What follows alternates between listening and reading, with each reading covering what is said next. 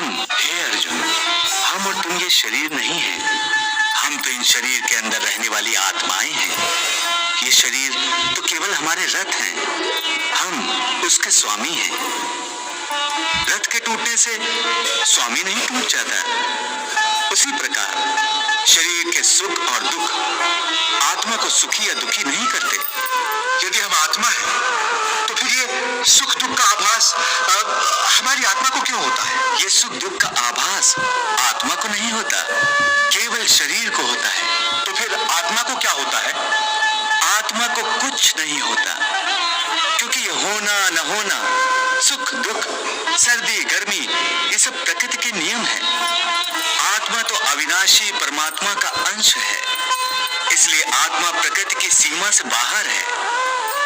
आत्मा अचिंत्य है, मानवीय चेतना के चिंतन के घेरे में नहीं आती। अर्जुन, आत्मा पर प्रकृति और सृष्टि के नियम लागू ही नहीं होते, क्योंकि वो सृष्टि और प्रकृति दोनों ही की पहुंच से बाहर है। जैसे एक चिंगारी अग्नि का ही अंश होती है, वैसे ही आत्मा परमात्मा का ही अंश होता है। इसलिए वो नित्य, अजन्मा, सनातन और सर्वव्यापी है, स्थिर रहने वाला और अचल है। हे पार्थ, आत्मा को न कोई शस्त्र काट सकता है, न उसे अग्नि जला सकती है, इसको जल नहीं गला सकता, न इसे वायु ही सुखा सकती है। हे अर्जुन, ये सब समझकर तुम्हें न किसी के मरने का शोक मनाना चाहिए और न किसी के ना मरने की खुशी का प्रदर्शन करना चाहिए। हे केशव, ये सब मानकर भी कि आत्मा नित्य, सनातन और अजन्मा है, उसे शस्त्र नहीं काट सकते, आग नहीं जला सकती, फिर भी प्राणी की आत्मा को दुख सुख, शोक खुशी, मान अपमान, पीड़ा और आनंद का एहसास क्यों होता है?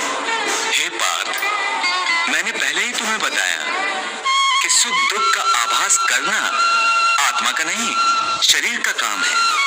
परंतु केशव, शरीर को दुख या पीड़ा तभी होगी जब शरीर को कोई चोट लग जाए या उसका कोई अंग कट जाए। जैसे शरीर आग में जल जाए, उससे जो पीड़ा होती है वो तो शरीर की पीड़ा है। परंतु मान हानि होने से जो दुख होता है या मान होने से जो आनंद आता है, उसमें तो शरीर को कोई चोट नहीं पहुंचती। वो मान हानि का दुख, वो कीर्ति की पीड़ा तो आत्मा को ही होती है ना?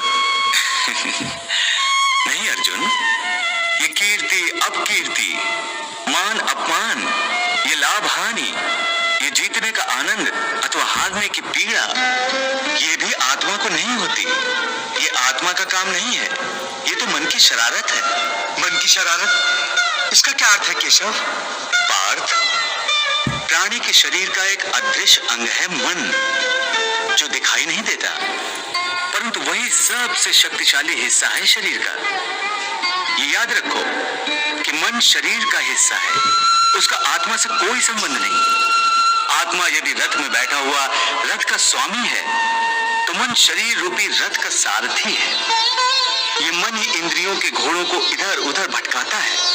कभी यौवन के आवेश में यही चंचल मन मनुष्य को इस भ्रम में डाल देता है कि वो सर्वशक्तिमान है, वो सब कुछ कर सकता है, वो यहाँ का राजा है, जिसके आगे हर कोई झुक जाने पर विवश है और जिसे हर कोई प्रणाम करता है।